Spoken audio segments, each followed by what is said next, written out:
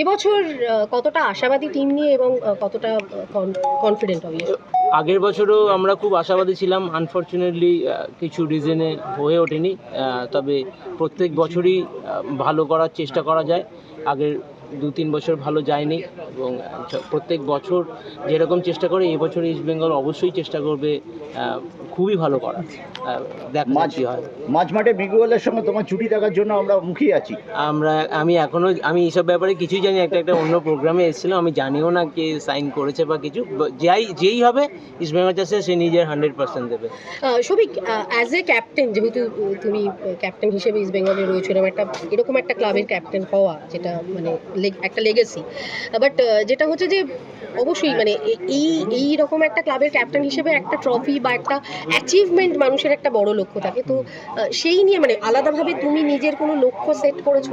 আমি প্রত্যেক বছরই এটা ভাবি এবং প্রত্যেক বছরই টার্গেট থাকে নিজের 100% দেবো। এবং যখনই ইস্ট বেঙ্গলের হয়ে খেলবো বা যে কোনো ক্লাবের হয়ে ফার্স্টেও খেলেছি, আমি চেষ্টা করবো তাদের হয়ে ট্রফি জিতে এবং প্রত্যেকটা প্র্যাকটিস সেশন, প্রত্যেকটা ম্যাচ যাতে আমি 100% দিতে পারি এবং ট্রফি জিতে সেটার জন্যই মেন প্র্যাকটিস করা। কবে থেকে মোটামুটি প্র্যাকটিস শুরু হতে পারে? আমি সত্যি কথা কিছু জানি না। হোপফুলি জুলাই। আমি জানি না, কিছু জানি না, আমি মিথ্যা কথা বলবো। আর একটা প্রসঙ্গ অবশ্যই এসে যায়, যেহেতু তুমি বাঙালি ফুটবলার, যে বাঙালি ফুটবলার কমে যাচ্ছে, যদিও আবার কোটা বাড়ানো হয়েছে ভূমিপুত্রদের কলকাতা লিগে, বাট এটা কতটা সত্যি এবং কি মনে হয় এটা কি কম্পিটিশনের জন্য কমে যাচ্ছে?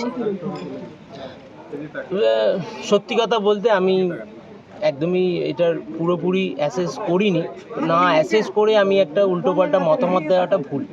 তবে এবার আমার যেটা মনে হয় পার্সোনালি, আমরা যদি ওয়েস্ট বেঙ্গলে গ্রাসরুটে বেশি কাজ করি তাহলে আমাদের খুব সুবিধা হবে বেঙ্গলি প্লেয়ার্স প্রডিউস করতে। নট অনলি শুধু কলকাতা লিগে 7টা বা 10টা বা 5টা বা 4টে, সেটা না।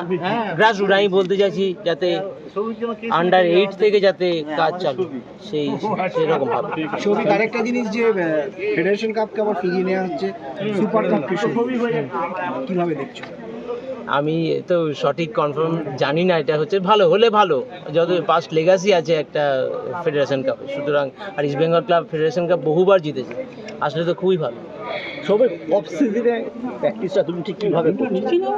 অফ সিজনে আমাদের মানে সবাইকেই ফিটনেস লেভেল ঠিক রাখার জন্য স্কেডিউল পাঠিয়ে দেয়। সেগুলোর সাথে সাথে আমাদের যারা পার্সোনালি যে সমস্ত কোচ রয়েছেন, আমার বাড়ির আমার চাইল্ডহুড কোচ রঞ্জন দা, উনি করান আমাকে। এরম রঞ্জন ভট্টাচার্য। হ্যাঁ, এরম দেখাচ্ছে বড়নগর স্পোর্টিং এর মাঠে। বড়নগর স্পোর্টিং। হ্যাঁ, অস্কার কি পাঠিয়ে দিয়েছে শিডিউল?